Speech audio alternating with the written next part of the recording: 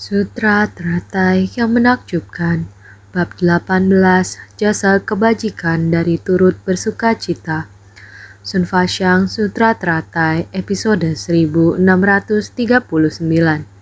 Memuji kebajikan Buddha dan ucapan bebas dari segala kesalahan adalah memberi persembahan dengan karma tubuh, memberi persembahan dengan karma ucapan, dan memberi persembahan dengan karma pikiran. Memberi persembahan dengan karma tubuh adalah menggunakan tubuh paling tulus untuk memberi penghormatan pada Tri Ratna. Memberi persembahan dengan karma ucapan adalah menggunakan ucapan paling tulus untuk memuji jasa kebajikan yang sulit dihitung dari tata gata. Memberi persembahan dengan karma pikiran adalah menggunakan pikiran paling tulus untuk mengingat selalu akan keagungan dari tanda-tanda istimewa Buddha. Kita harus jelas mengenai semua hal ini. Sebagai murid Buddha, bukankah kita di sini untuk membina diri? Di awal pembinaan diri, yang jelas kita dan orang lain rasakan adalah bagaimana kita berinteraksi dengan orang lain dan perihal antara orang dengan material. Ketika kita berbicara dengan orang lain, setiap saat seseorang berbicara, mereka sering mengatakan hal yang buruk terlebih dahulu. Atau ketika mereka selesai berbicara, mereka selalu mengatakan sesuatu yang tidak enak didengar. Ada orang yang memiliki tabiat buruk yang demikian.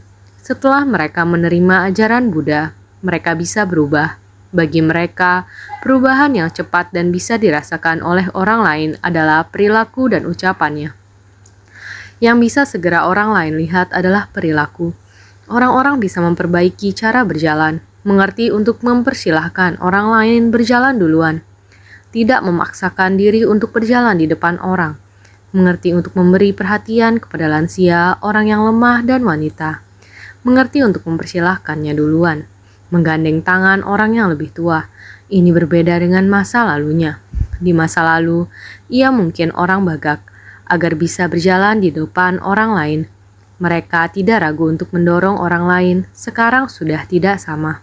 Cara mereka berbicara sudah berubah. Perilaku mereka juga sudah berubah. Orang-orang sepertinya sudah berubah. Mereka juga berpikir demikian. Iya, saya benar-benar sudah berubah. Sekarang ketika mereka melihat orang lain, dengan sendirinya mereka akan memberikan jalan atau menyerahkan tempat duduknya. Ketika melihat lansia, mereka merasa hormat. Melihat lansia, orang yang lemah dan wanita, akan muncul rasa hormat dalam dirinya. Ini seakan-akan mereka berubah tanpa sengaja. Mereka mungkin merasa sedikit tidak nyaman, tetapi mereka sangat bersuka cita. Bagaimana dengan karma ucapan? Mereka juga merasakan perubahan. Dulu, orang lain berkata, tidak ada kata-kata baik yang keluar dari mulut orang ini. Apa yang dikatakannya adalah hal benar. Namun kata-kata di awal dan akhir ucapannya membuat orang tidak nyaman, tidak enak didengar. Sekarang mereka mengatakan hal yang masuk akal dan tidak ada masalah lagi. Dengan kata-kata di awal dan akhir ucapannya, ini membuat orang lain mendekat kepadanya. Ini adalah karma tubuh dan karma ucapan. Selanjutnya adalah tentang pikiran, yaitu karma pikiran. Saat kita memberikan persembahan dengan karma tubuh, ketika kita bersumbangsi dan membuat orang lain gembira, itulah yang disebut sebagai persembahan. Untuk bersumbangsi dengan tubuh kita, sebenarnya perubahan ini dimulai dari pikiran. Ketika pikiran berubah, itulah yang disebut karma pikiran. Mengapa karma pikiran bisa menyebabkan perubahan? Perubahan ini membuat tubuh kita mampu bersumbangsi. Tidak hanya dalam hal kesopanan, tetapi benar-benar membantu orang lain. Apa yang terjadi dengan orang ini? Apa yang dipikirkannya? Sekarang orang lain bisa menerima perilakunya. Dan ketika mereka melihat kebaikan yang dia lakukan, mereka pun tergerak untuk mengikuti. Karma pikiran ini mempengaruhi karma tubuh kita. Sebenarnya, kapan pandangan kita merubah perilaku kita tanpa kita sadari? Ketika orang lain melihat kita, tanpa disadari mereka merasa gembira. Bahkan kita sendiri bisa merasakan bahwa sekarang berbeda dengan masa lalu. Dulu kemanapun kita pergi, orang tidak terlalu peduli. Tapi sekarang, kemanapun kita pergi, orang-orang menyambut kita dengan ramah. Inilah yang kita rasakan, berbicara tentang pikiran. Sekali karma pikiran kita bergerak, maka karma tubuh juga ikut bergerak. Sehingga memberi persembahan dengan karma tubuh adalah menggunakan tubuh paling tulus. Karena ketika batin kita seperti ini, maka tindakan yang dilakukan oleh tubuh kita adalah bersumbangsi dengan menggunakan tubuh yang paling tulus. Bukan dibuat-buat, juga tidak dilakukan supaya dilihat orang lain, melainkan kerelaan untuk bersumbangsi dari lubuk hati dengan menggunakan tubuh untuk menghormati. Dengan sendirinya kita juga memberi penghormatan pada Triratna. Kita hendaknya memberi penghormatan pada Triratna dengan ketulusan, bukan karena ikut-ikutan orang lain. Lalu kita juga memberi penghormatan, kita harus menggunakan ketulusan sesungguhnya. Untuk memberi penghormatan kepada Buddha, kita hendaknya bisa masuk ke dalam vihara. Untuk memberi penghormatan kepada Buddha sambil memahami makna dari penghormatan kepada Buddha. Dalam hal memberikan penghormatan kepada Buddha, Buddha adalah sebuah rupang yang sebenarnya kita hormati. Adalah tubuh Dharma dari Buddha. Tubuh Dharma berasal dari tata hata kita. Semua orang memiliki tata hata. Jadi bukan hanya melakukan penghormatan kepada rupang Buddha saja. Semua orang adalah Buddha yang sungguh-sungguh harus kita syukuri dan hormati. Sehingga kita melihat orang-orang yang melakukan penghormatan kepada Buddha, mereka lebih bersikap hormat terhadap orang lain. Setiap kali melihat orang lain, mereka langsung mengatupkan kedua tangan dan berkata, "Kan-en." Orang-orang ini adalah orang yang menghormat dengan tubuh tulus dalam kesehariannya. Apalagi saat mereka datang ke kuil, mereka akan memberikan penghormatan ketika melihat Buddha. Pikiran dan tubuh mereka berpadu. Demikian pula dengan karma ucapan. Karma pikiran mempengaruhi karma tubuh, sedangkan mulut kita juga merupakan salah satu organ dari tubuh kita. Jadi, memberi persembahan dengan karma ucapan adalah menggunakan ucapan paling tulus. Paling tulus artinya mengungkapkan niat pikiran mengenai karma ucapan dan kata-kata yang diucapkan di masa lalu. Kita sendiri hendaknya terus berusaha untuk memperbaikinya. Kita memperbaiki hingga orang-orang bisa menerimanya sekarang, hingga diri sendiri juga leluasa. Ketulusan ini berasal dari lubuk hati. Ketika kita mengubah diri sendiri, kita menjadi tulus secara alami. Ini adalah karma tubuh, ucapan, dan pikiran. Bagaimana kita bisa berubah? Kita hendak menggunakan ketulusan untuk memuji Tathagata. Jika kita menggunakan karma ucapan untuk memberikan persembahan dan mengucapkan ucapan paling tulus, dengan sendirinya kita memuji Tathagata. Dalam cara ini, kita bisa bersumbangsi bagi orang lain dan memiliki rasa syukur yang tulus terhadap Buddha. Berbicara tentang batin dan tubuh kita, pengaruh Dharma Buddha terhadap kita sangatlah besar.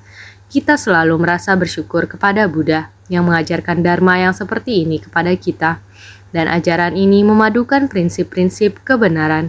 Prinsip kebenaran ini bisa terus diwariskan dan menginspirasi kita hingga saat ini. Ketika kita bisa mengerti akan prinsip kebenaran dan menyelidiki sumber asal Dharma, batin kita tidak akan merasa berkekurangan dan sangat berlimpah. Jadi kita hendaknya merasa bersyukur pada Tathagata. Oleh karena itu, kita hendaknya memuji Sang Tathagata atas kebijaksanaannya, memuji Sang Tathagata atas welas asihnya. Kita memuji Sang Tathagata karena selama berkalpa-kalpa terus kembali ke dunia demi kepentingan para makhluk. Kita hendaknya penuh hormat meyakini dan memuji Sang Buddha yang telah melakukan hal ini. Oleh karena itu, kepada Sang Buddha kita hendaknya memuja Sang Buddha atas jasa kebajikannya yang tak terukur. Mungkin kita tidak tahu bagaimana cara memujanya. Cara terbaik adalah kita harus mempraktikkan Dharma dalam tindakan. Sang Buddha hanya memiliki satu misi. Satu misi agung itu adalah Buddha datang ke dunia untuk mengajarkan jalan bodhisattva. Buddha berharap agar setiap orang dapat memahami prinsip kebenaran dan mempraktikannya.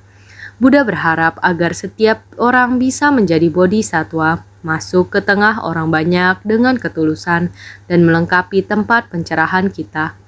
Oleh karena itu, semua makhluk adalah bodhisattva.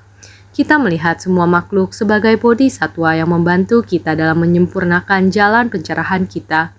Karena alasan ini, kita harus bersyukur dengan tulus, merasa hormat jika kita bisa demikian, maka secara alami kita akan bersuka cita berada di tengah orang banyak. Kita juga akan bersuka cita dalam bersumbangsi, karena kita ingin memuji jasa kebajikan tata gata yang tak terukur, dan ingin membalas kebajikan tata gata. Kita semua sudah memahami prinsip kebenaran ini. Lalu, bagaimana hendaknya kita membalasnya? Yaitu dengan menyempurnakan misi dan tujuan agung dari Buddha datang ke dunia ini, yaitu mengajarkan jalan bodhisattva. Bukan mengajari orang lain, melainkan mengajari diri kita sendiri. Saya yang tak terhitung jumlahnya.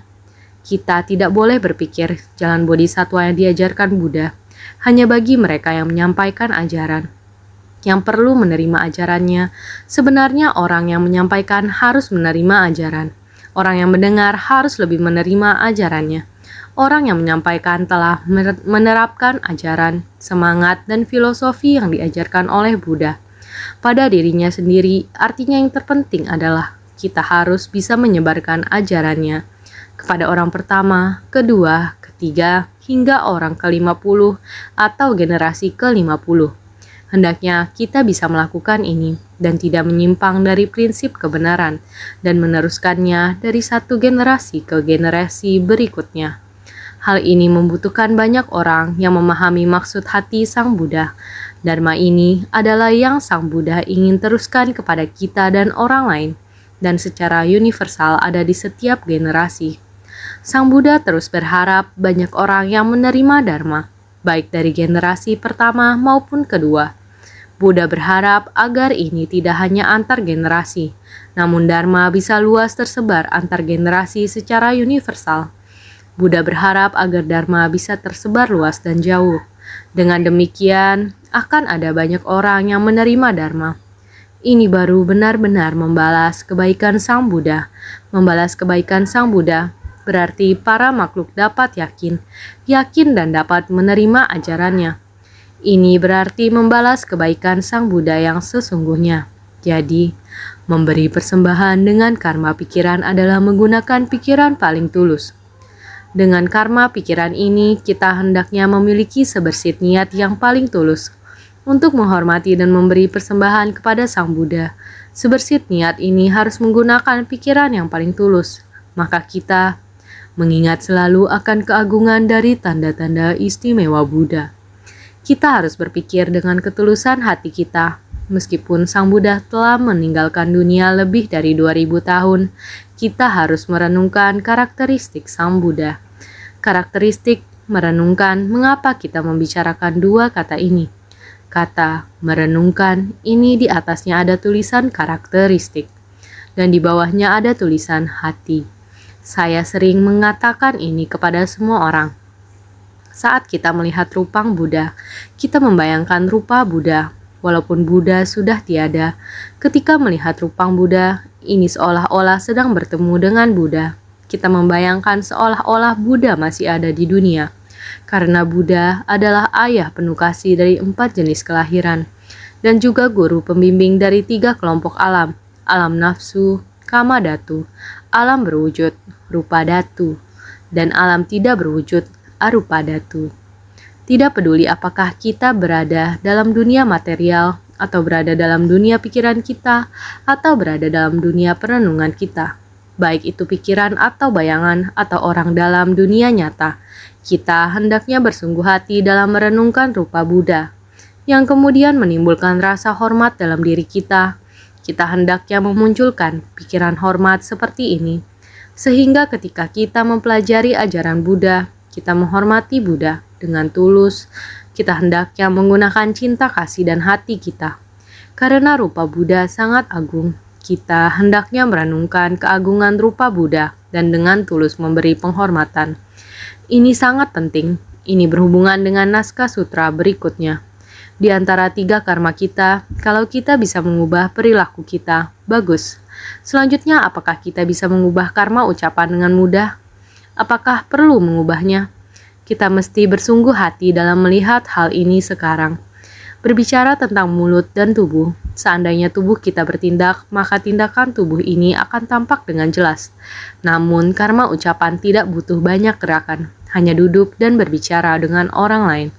Ucapan kita bisa menciptakan karma. Apakah ini karma baik atau karma buruk? Setiap kali kita berbicara, kita menciptakan karma. Ini sungguh menakutkan. Lewat ucapan, kita bisa menciptakan banyak karma buruk. Oleh karena itu, kita hendaknya bersungguh hati dalam menyadari hal ini. Mengapa kita menciptakan karma lewat tubuh kita? Berbicara tentang tubuh, mulut, dan pikiran. Apakah tubuh dan pikiran kita menciptakan karma yang lebih berat daripada ucapan? Dalam hal ucapan, kita bisa mempengaruhi hati orang lain lewat kata-kata.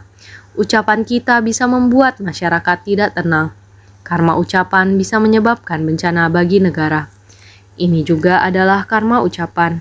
Terlebih lagi lewat mulut, ada berapa banyak jiwa kehidupan yang kita makan. Hanya satu mulut yang kecil, kita bisa menciptakan sangat banyak karma buruk. Karma buruk dan balasan buruk adalah terkait. Karma ucapan adalah berlidah dua, berkata kasar, berdusta, dan omong kosong. Ini adalah sumber penderitaan dan awal dari petaka. Adalah tahu kalau karma ucapan sulit dihentikan, semuanya berkata kasar, berdusta, omong kosong, dan berlidah dua. Karma buruk dan balasan buruk adalah terkait. Karma ucapan memberikan balasan buruk. Karena sebuah perkataan yang ringan saja menyebabkan perselisihan dalam keluarga dan masyarakat. Inilah karma yang tercipta. Sehingga karma ucapan dan balasan buruk saling berkaitan. Apa sebenarnya karma ucapan itu? Yaitu berlidah dua, berkata kasar, berdusta, dan omong kosong. Sebagai contoh berlidah dua, saya beritahu ya, tadi ada orang yang membicarakanmu. Apa yang dikatakannya tentangku? Ia berkata bahwa dulu kamu mengalami ini itu. Ia berkata tentang hubunganmu dengan orang ini dan itu. Bagaimana kami dulu melakukan hal-hal ini? Kejadian ini merupakan masa laluku yang rahasia. Mengapa ia menyebarkan ini kepada orang lain? Orang ini pun merasa tidak senang terhadap orang yang berbicara tentang masa lalunya. Lalu terjadilah gesekan antara mereka. Karena kamu berbicara tentang diriku, maka aku juga akan berbicara tentang dirimu. Dia berbicara tentangku. Apakah dia tidak sadar bagaimana masa lalunya? Lalu ia pun membalas dengan berbicara tentang masa lalu orang itu. Saat orang ketiga mendengar dari kedua belah pihak, dia akan menyampaikan lagi ke orang pertama. Hari itu, kamu mengatakan sesuatu mengenai dia. Sebetulnya, bukanlah demikian. Saat itu adalah karena kamu melakukan suatu hal sehingga dia bereaksi seperti itu. Orang yang diajak bicara akan merasa bahwa apa yang saya katakan adalah perbuatannya di masa lalu. Namun kini, orangnya sudah berubah. Saya tak ada niat buruk. Kenapa bisa jadi begini ya? Mengapa dia harus begitu menyakiti hati saya? Di antara sesama manusia tentu saja bisa terjadi gesekan. Karma ucapan dari orang ketiga di antara dua orang yang berselisih adalah berlidah dua. Seseorang mengatakan sesuatu kepada si A, lalu balik lagi dan mengatakan sesuatu kepada si B. Kedua orang ini menjadi tidak senang setelah mendengarnya. Begitulah dua orang yang sebelumnya bersahabat karib dan saling bercerita tentang segala hal, tapi karena ada orang ketiga yang menghasut dan berlidah dua, mengakibatkan kata-kata kasar semakin banyak terucap. Ketika si A berbicara tentang si B, ia lebih kasar daripada ketika si B berbicara tentang si A. Maka saat si B mendengar apa yang dikatakan si A, dia akan mengatakan lebih banyak lagi. Bukan hanya satu atau dua orang yang mendengarnya, ini bisa menyebabkan perselisihan. Ini bukan hanya mempengaruhi dua orang saja, tetapi mempengaruhi sekelompok orang. Jika dalam suatu organisasi ada orang seperti ini yang menyebabkan perselisihan antar sesama, maka organisasi ini tidak bisa berjalan dengan persatuan, harmoni, dan cinta kasih. Dalam sekelompok orang yang belajar ajaran Buddha, tidak boleh ada orang yang seperti ini, yang memicu perselisihan antar sesama, apalagi organisasi pada umumnya. Inilah yang harus kita pelajari. Apakah ini kesalahan orang yang mengadu domba itu, atau ini kesalahan si A dan si B? Sebenarnya kesalahan terbesar adalah kita yang menerima apa yang kita dengar. Kalau ucapan itu tidak baik, mengapa kita mau mendengar begitu banyak hal tentang orang lain? Kita tidak perlu mendengarnya. Meskipun sempat mendengar, ada cara untuk mengatasinya. kita bisa menasehatinya untuk rukun. Kalau kita bisa menasehati untuk rukun, maka kita bisa menghentikan adu mulut ini. Ini baru benar. Jikalau tidak, mungkin saja kita membalas dengan ucapan yang lebih buruk. Awalnya semua orang sangat rukun, namun begitu mendengar, kita menjadi marah karena menganggap ini tidak adil. Lalu mengeluarkan ucapan buruk, bahkan setelah kita mengeluarkan ucapan buruk, orang-orang di dekat kita mungkin mendengarnya dan berkata, "Sepertinya saya juga pernah dengar." Mereka pikir mereka mungkin pernah mendengarnya, bukan benar-benar pernah mendengarnya. Seperti ada cerita seperti ini. Benar atau tidak, saya tidak tahu. Tapi ini yang saya dengar dan saya memberitahu kamu. Ini sudah tidak benar. Ini dinamakan berdusta. Begitu dusta ini menyebar, makin sebar makin luas. Dan kalau orang menambah bumbu pada apa yang didengarnya, maka akan semakin parah. Ada orang berpikir, ia memang tidak benar mengatakan ini dan juga tidak benar mengatakan itu. Jadi kita tidak perlu mengatakannya. Kita bisa mengatakan hal yang lebih enak didengar.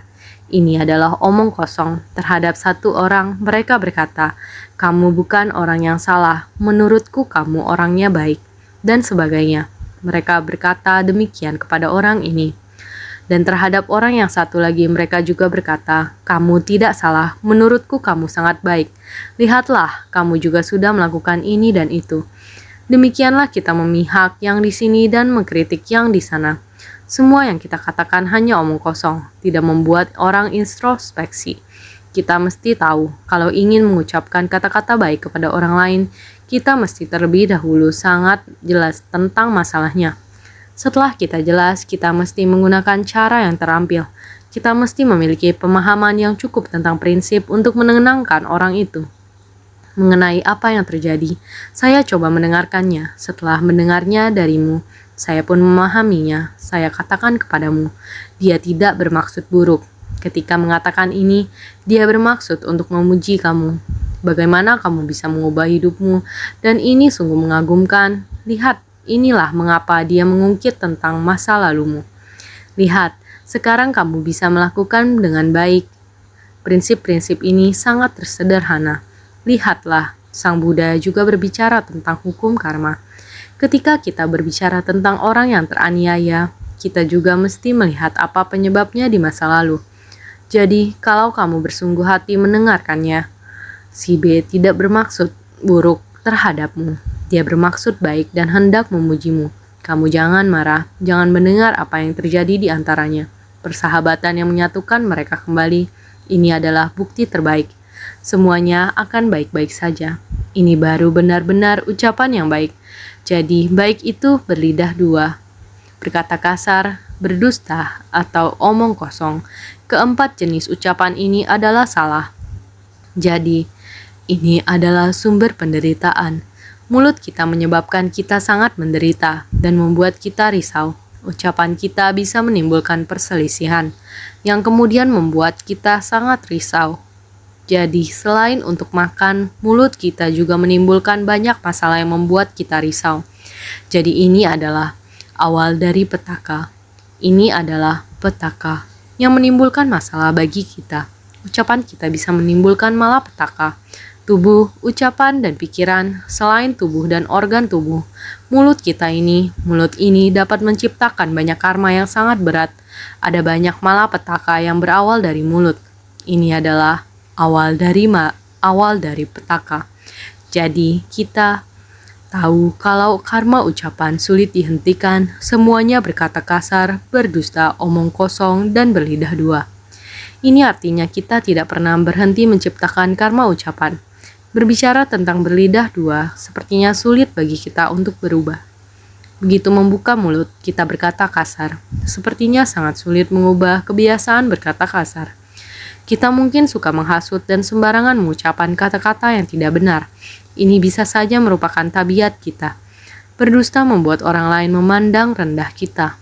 Apapun yang diucapkan orang ini, dengarkan saja, tapi jangan dianggap serius. Ini adalah berdusta. Berdusta membuat orang hilang kepercayaan. Agar seseorang bisa dihormati orang lain, ia harus bisa dipercaya. Apa yang diucapkan harus dapat dilaksanakan. Apa yang diucapkan haruslah kata-kata yang benar. Tidak boleh berdusta. Kita tidak perlu beromong kosong. Ucapan yang benar lebih penting. Jadi omong kosong dan ucapan benar adalah saling berlawanan. Mengenai ucapan yang benar, meskipun kita mesti berbicara dengan bijaksana dan harmonis, kata-kata ini hendaklah merupakan kebenaran. Sedangkan omong kosong, kita mungkin saja memuji atau menghibur orang. Ketika hal tidak bagus sekalipun, kita malah mengatakannya sangat bagus di hadapan orang. Kita mencoba membuatnya senang. Ucapan seperti ini sangat melukai orang. Kita hanya tahu kata-kata manis, tapi tidak mampu melakukan apa-apa. Hanya bisa mengatakan hal-hal yang terdengar bagus. Orang seperti ini akan diremehkan oleh orang lain.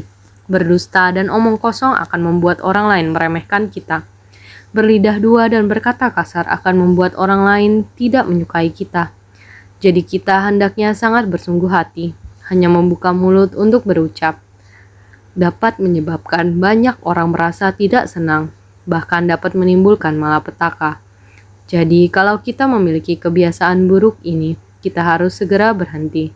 Kita tahu kalau karma ucapan sulit dihentikan. Semuanya berkata kasar, berdusta, omong kosong, dan berlidah dua. Bermula.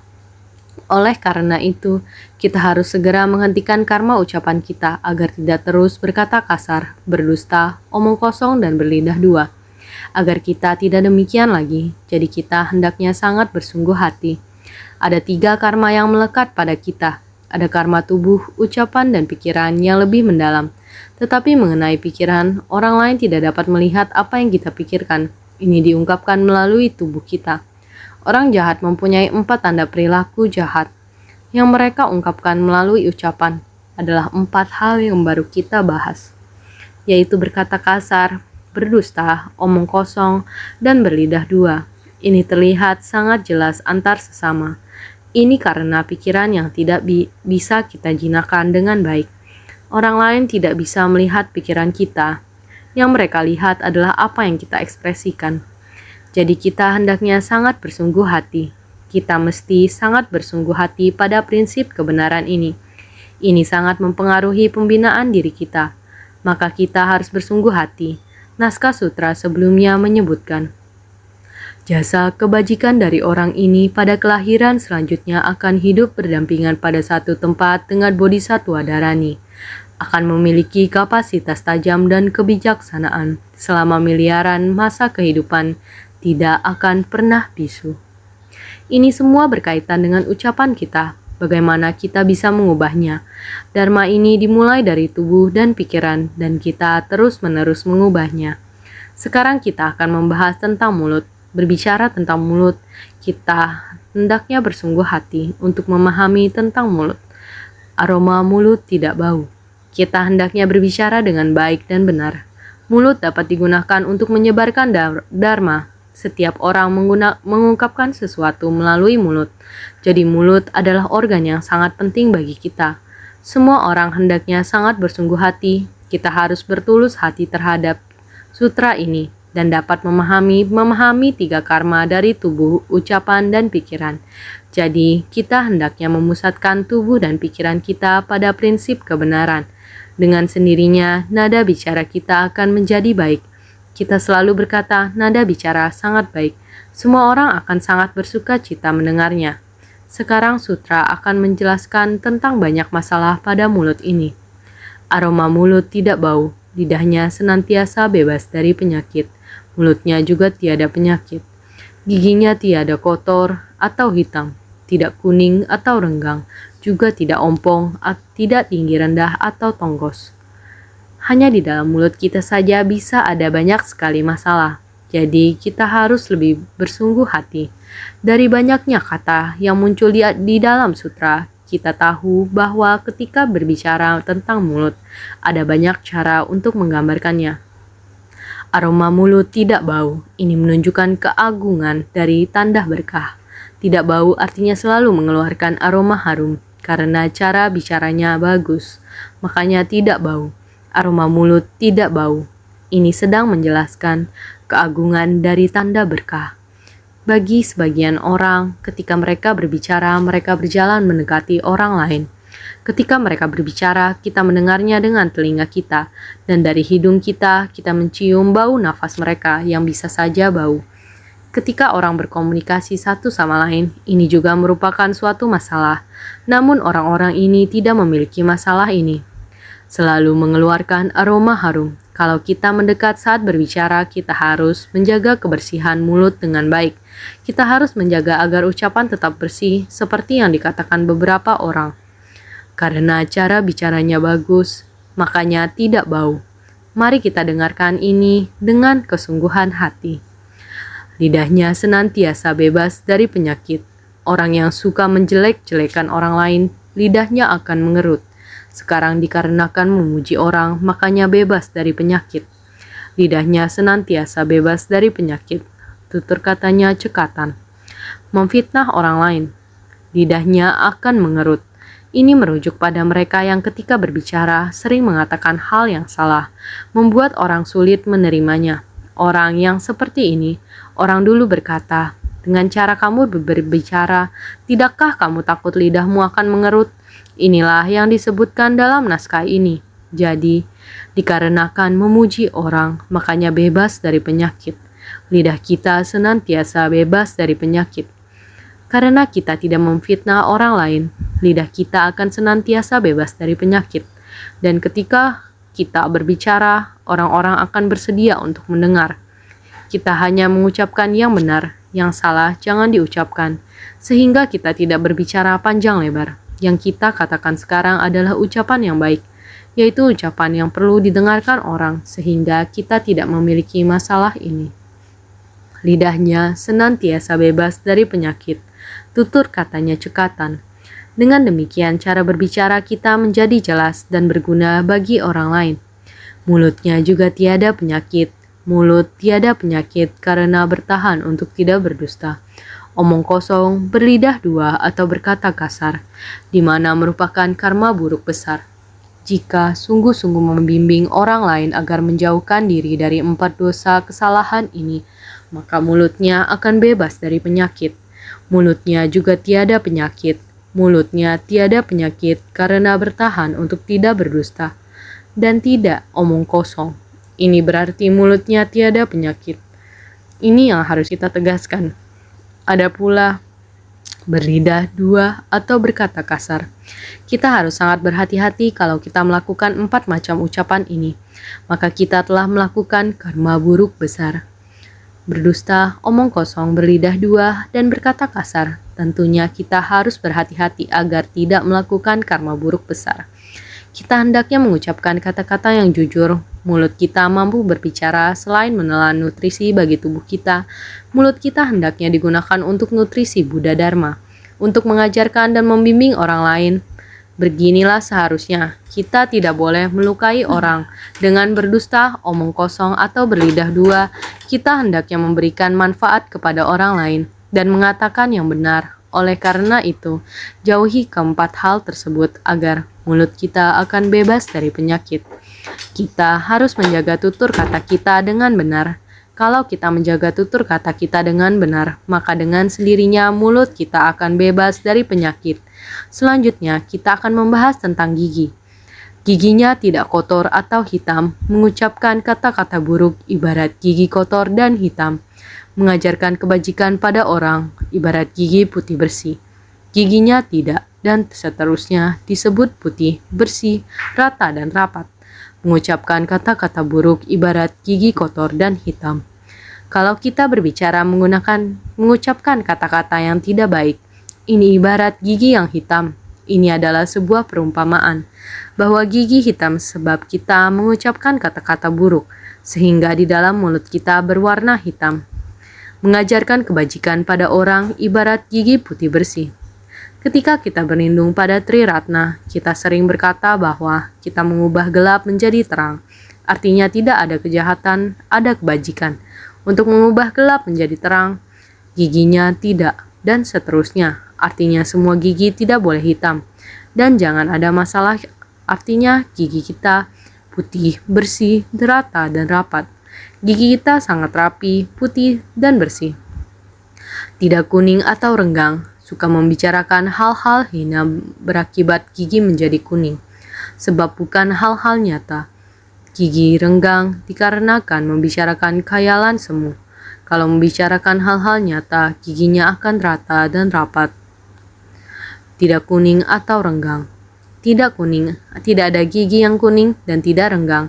Demikian sangat rapat dan rapi.